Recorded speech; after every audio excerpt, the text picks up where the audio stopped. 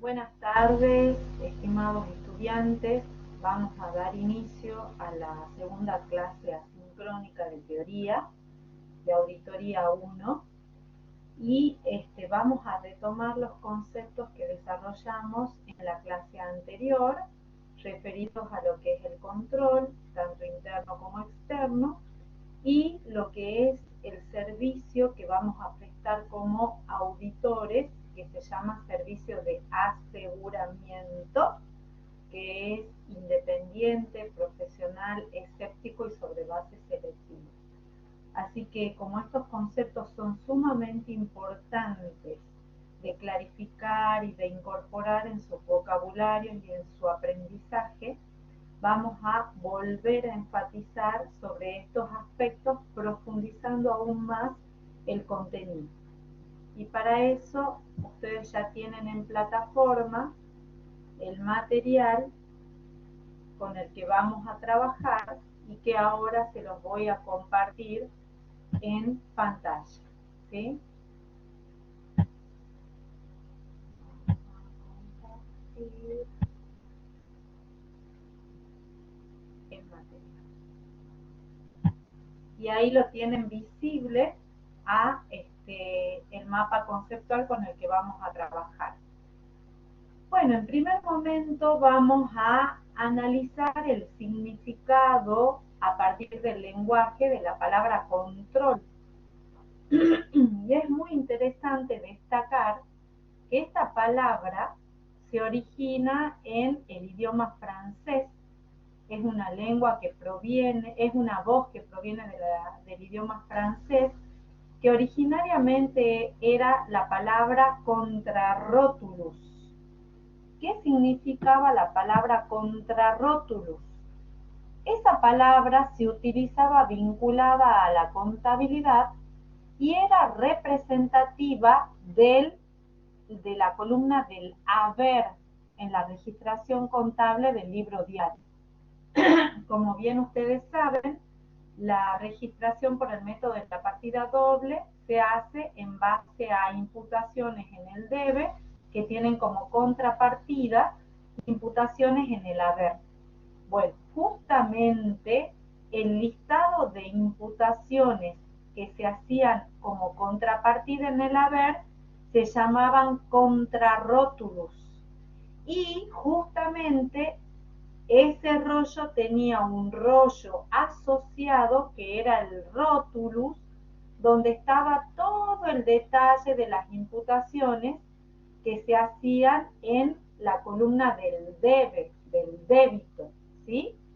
Entonces, cuando nosotros uníamos ambos rollos de papel, rótulus y contrarrótulus, podíamos hacer un control de consistencia entre las partidas imputadas en el debe como débitos y las partidas imputadas en el haber como créditos.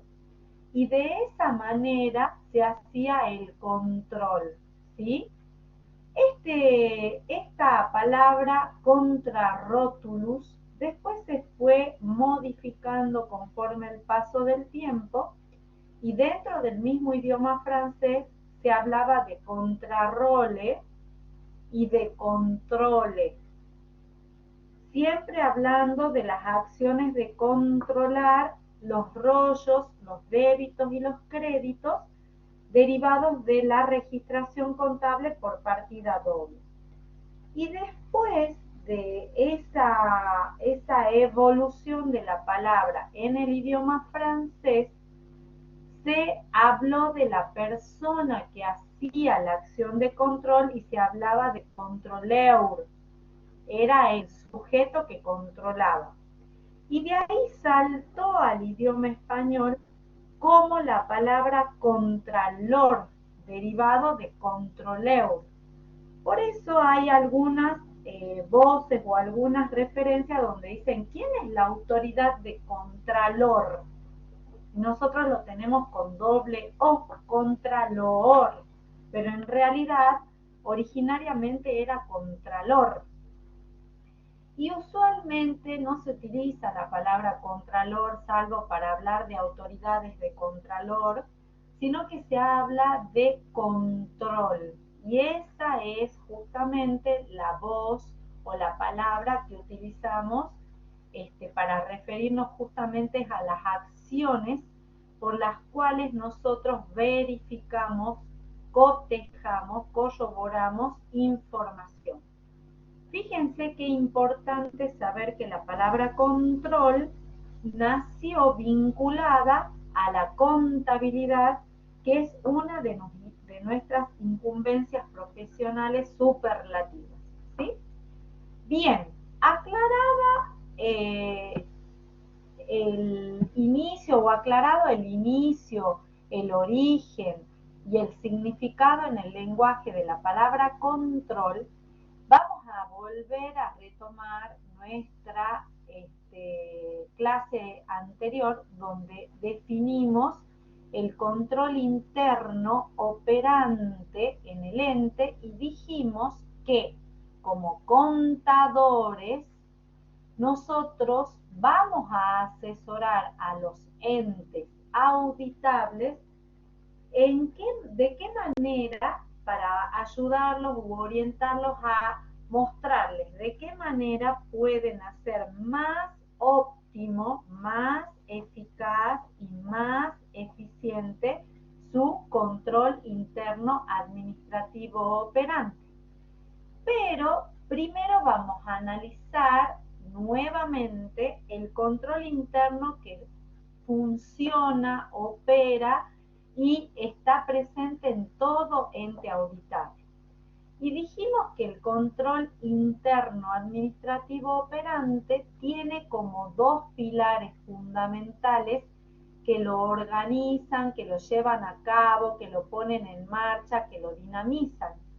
Una parte es la administración con sus 5 funciones claves, con sus 5 acciones claves que nosotros hemos analizado en la clase pasada y que es la planificación de las acciones, de las actividades, de las diversos proyectos, diversos planes que yo voy a llevar adelante para lograr los objetivos de ese ente, la organización de los recursos para conseguir ese cúmulo de proyectos, de planes, de programas que tengo elaborados para desarrollar, la coordinación de los recursos aplicado a las prioridades que se van definiendo dentro de la administración, la dirección que está dada por los distintos niveles jerárquicos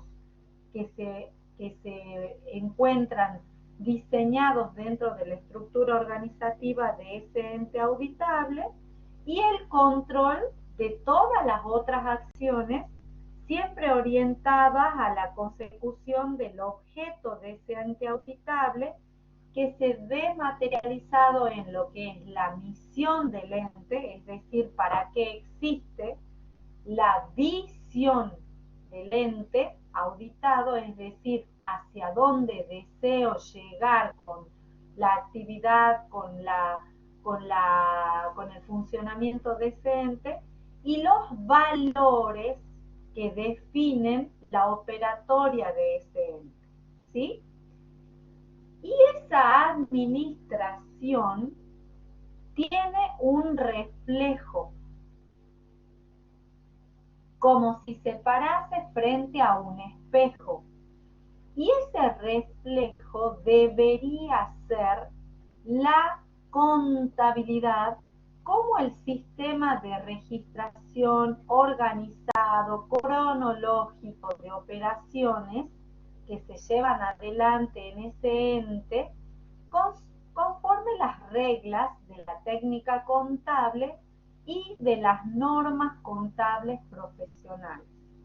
Entonces, fíjense ustedes que acabamos de decir que el responsable de la organización administrativa del ente y de su sistema de registración contable no es otro que el propio ente auditado. Hasta acá el contador no ha tenido su aparición, ¿sí? Todo esto tiene que ver con la propia organización del control interno administrativo operante del ente para ponerlo en funcionamiento y para que logre sus objetivos, y que está dado por dos pilares fundamentales que son la administración y la contabilidad, ¿sí? Todo esto debe ser elaborado, diseñado, planificado y puesto en funcionamiento por el propio ente auditado, ¿sí? Bien, ahora, este control interno o el control como voz o como palabra clave en todo este proceso que estamos analizando, tiene voces o tiene palabras sinónimas que son importantes tener en cuenta. Cuando hablamos de control, hablamos de observar, de cotejar, de corroborar, de comparar, de examinar, de constatar, de comprobar, de inspeccionar, de vigilar y de fiscalizar.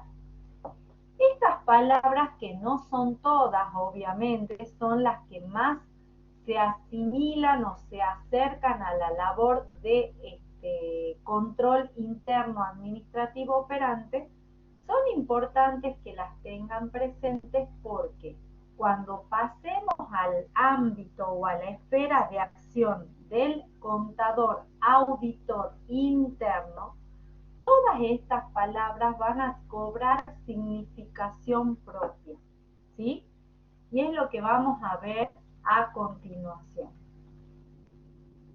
Entonces, el control interno, que es exclusiva responsabilidad del ente auditado, se denomina técnicamente en nuestra disciplina de auditoría interna como el control interno administrativo operante. ¿Qué significa eso? Que está presente, forma parte de la propia naturaleza del ente auditado, y aun cuando no esté formalizado en un organigrama, en un manual de misiones y de funciones, o en un instructivo de actividades, de roles, de jerarquías, o en un cursograma, existe. Y nosotros, cuando vamos a asesorar a ese ente, tenemos que conocer cómo es la composición y cómo es el funcionamiento del control interno administrativo operante, porque si no lo conocemos, mal podemos asesorar a ese cliente. Es como si ustedes en un primer momento fuesen un médico clínico, ¿sí? Antes de decir absolutamente nada al paciente que va a ir a verlos por una dolencia en particular, ustedes tienen que tratar de familiarizarse con la situación de ese paciente, con el estado general de su organismo, el estado general de su salud, sus hábitos alimentarios, sus hábitos de descanso, sus hábitos en la vida cotidiana, etcétera, etcétera, etcétera. Lo mismo hace el contador auditor interno. Debe conocer a su cliente antes de poder tomar ninguna acción o algún proceso de su labor de auditoría interna, porque no podemos hacer absolutamente nada sobre un ente al cual no conocemos, ¿sí? Entonces, nosotros vamos a empezar a familiarizarnos con este control interno administrativo operante, sabiendo que hay una composición de distintos niveles de jerarquía que vienen desde la alta dirección hasta los asalariados que están en la base, y que hay distintas áreas con distintas funciones, con un responsable, con personal subalterno, que a su vez se relacionan con otras áreas como si fuesen nada más y nada menos que piezas de un rompecabezas. Así es el entramado del control interno administrativo operante, donde va a haber una alta dirección que nosotros ya la denominamos como el gobierno o el gerenciamiento de ese ente, son todos sinónimos. Cuando ustedes hablen de alta dirección, están hablando del gobierno de ese ente o están hablando de los responsables del gerenciamiento de ese ente.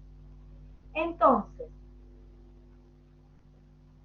tenemos la alta dirección, que es la cúpula suprema de la autoridad dentro de este ente auditado, y después tenemos los distintos subsistemas o áreas que la componen.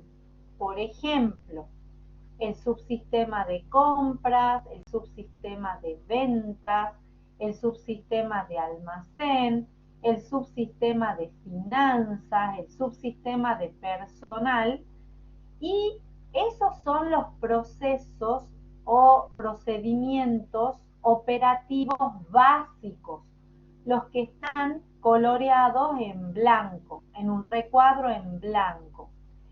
Esos son los que justamente están presentes prácticamente en todas las organizaciones de los entes, inclusive en los que no tienen finalidad de lucro.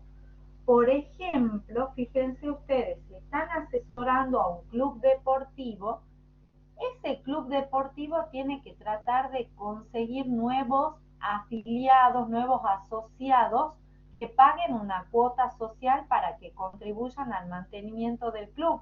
Ahí estará el subsistema de ventas, ¿sí? Pero a su vez ese club deportivo tiene que comprar insumos, tiene que comprar productos para poder llevar adelante la actividad deportiva, por ejemplo, pelotas, redes, tiene que comprar palos, tiene que comprar arcos, tiene que comprar césped, tiene que comprar todo lo que se necesita para las distintas prácticas deportivas. Tendrá un subsistema de compras, ¿sí?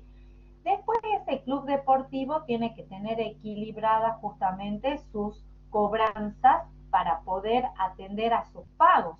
Tendrá justamente un subsistema de finanzas.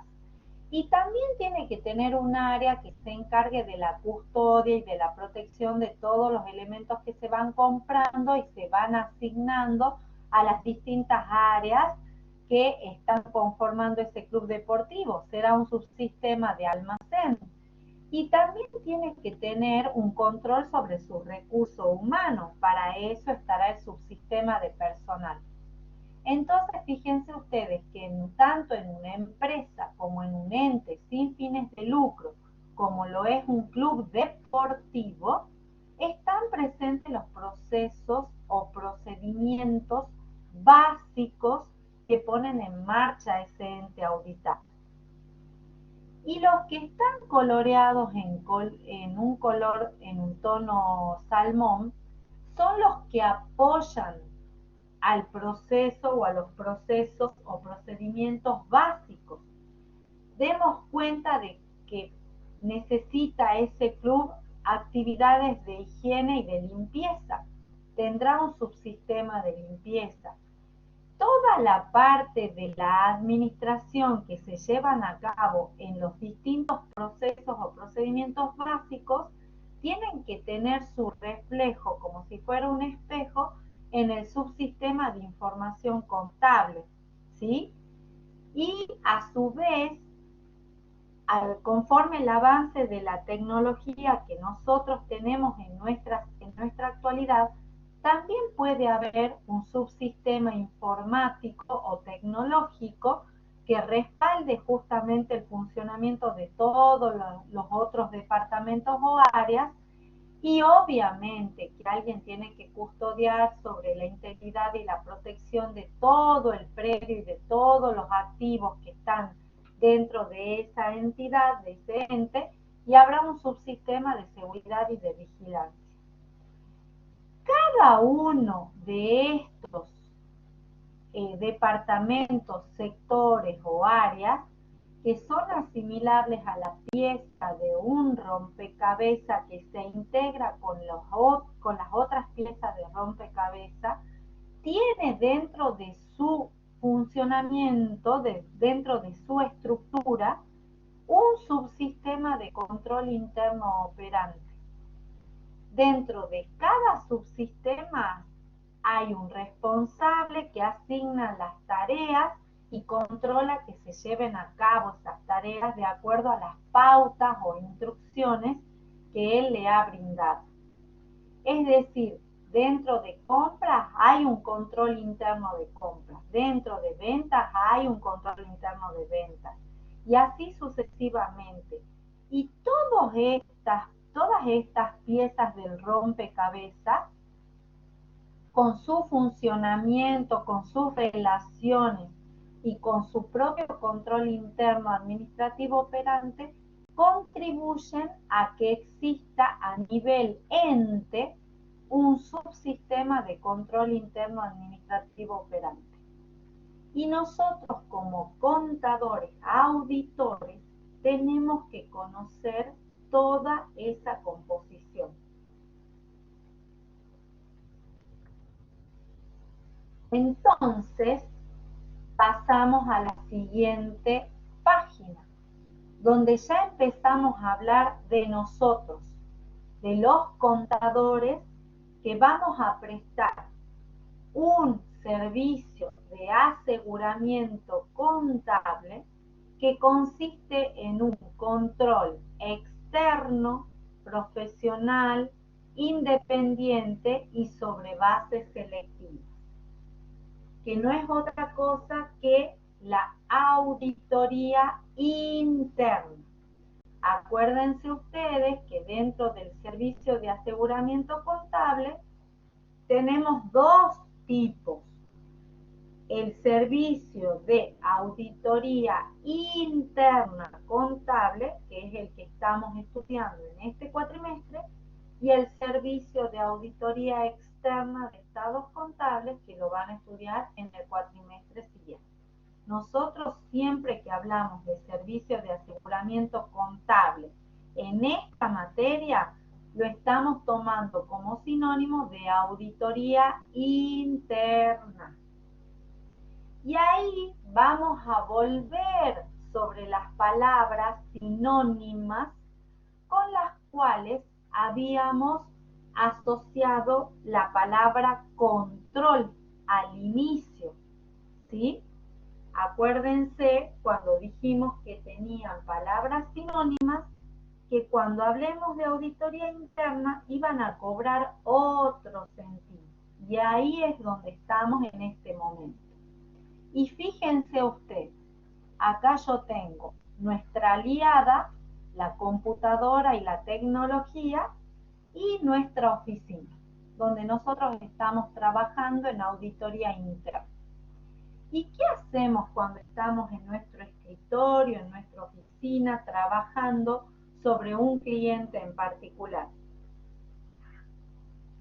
Comenzamos a cotejar datos, comenzamos a corroborar datos, comenzamos a comparar datos y examinamos documentos que pueden ser físicos o digitales en la computadora, ¿sí? Eso lo hacemos desde nuestro escritorio, desde nuestra oficina, sin necesidad de desplazarnos físicamente, ¿sí? Entonces, estos verbos que son acciones asimilables al control que nosotros como auditores hacemos, y por lo tanto es un control externo, implican acciones de cotejar, corroborar, comparar, examinar.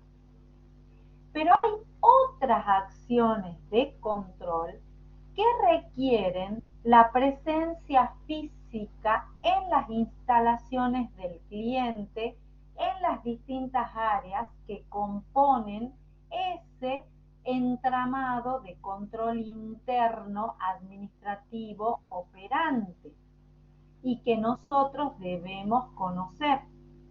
¿Qué acciones hacemos en el campo? Es decir, en el lugar donde se realizan las actividades de nuestro cliente. Vamos a ir a observar, vamos a constatar visualmente, fácticamente, in situ.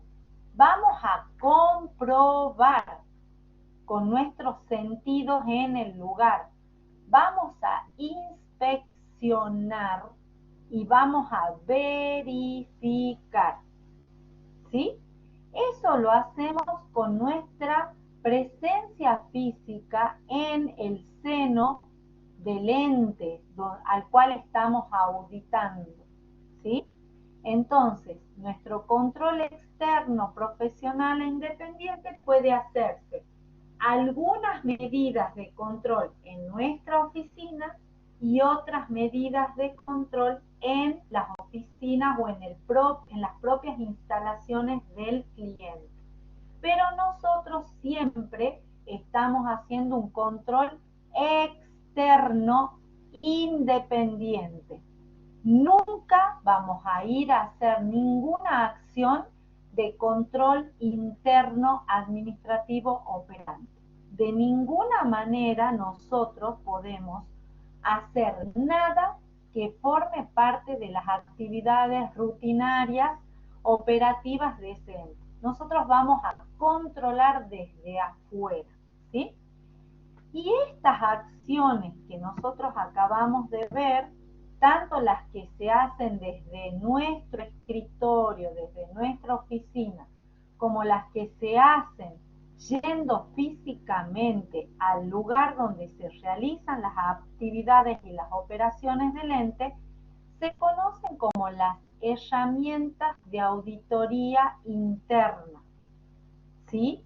Estas acciones que están acá, obviamente no lo tomen literal, no hay una herramienta de cotejo, no hay una herramienta de corroborar, no, sino que estas son acciones de control de auditoría interna que después toman un nombre particular que bajo la denominación de herramientas de auditoría interna y que no las vamos a estudiar todavía, las vamos a estudiar más adelante.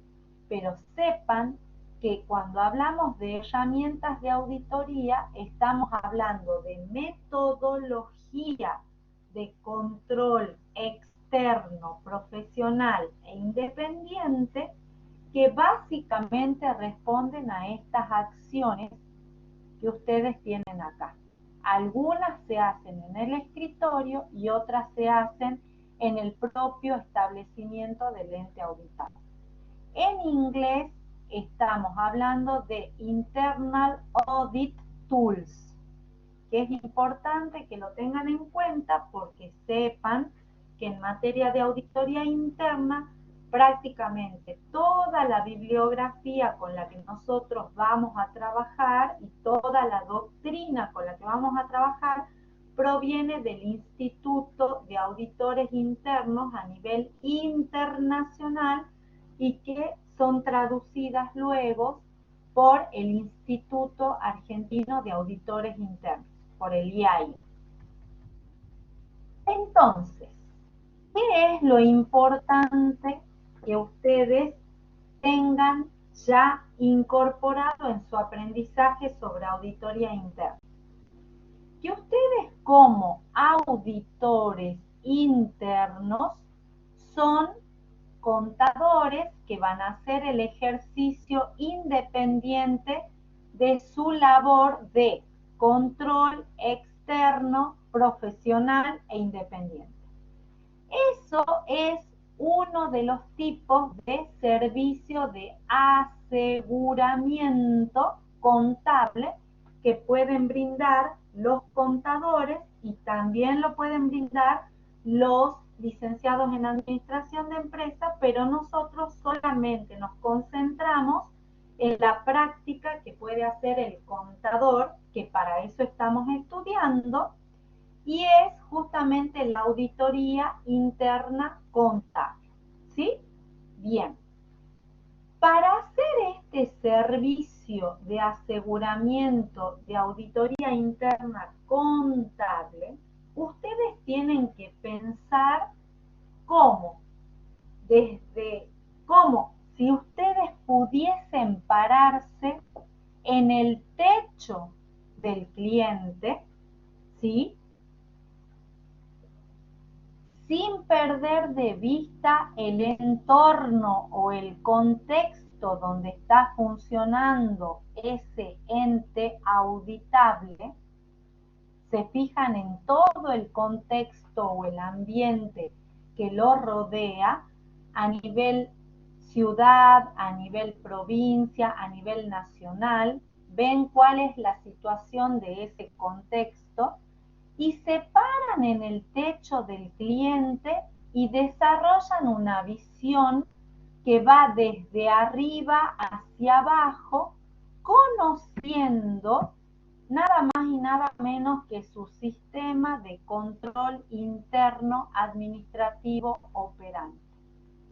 Tienen que desarrollar la capacidad de poder ver desde afuera y desde arriba lo que está pasando internamente en ese ente, conocerlo, comprenderlo y así poder identificar las fallas, los desvíos, los problemas que se están dando en el funcionamiento administrativo interno de ese ente. ¿Para qué?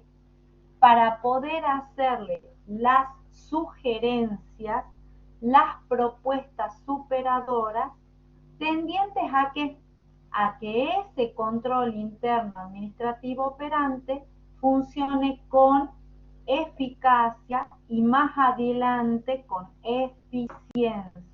Es decir, ustedes van a asesorar para que ese control interno administrativo operante se optimice. Y esto, señores, no es otra cosa que el enfoque de la teoría de los sistemas. Nosotros en auditoría interna contable aplicamos el enfoque de la teoría de los sistemas. Es decir, estamos desde afuera parados en el techo y tenemos que tener la capacidad de mirar desde ese punto de vista cómo es el funcionamiento interno del ente, conocer sus debilidades para poder asesorar en cómo convertirlas en fortalezas.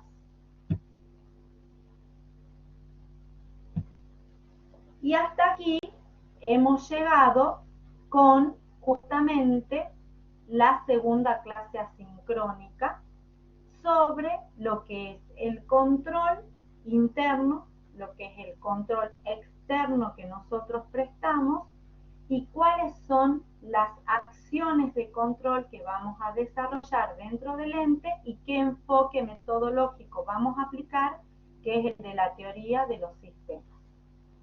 Esto ha sido todo, espero que haya sido clara la clase y si queda alguna duda, ustedes ya saben que la pueden consultar a través del foro en el aula virtual.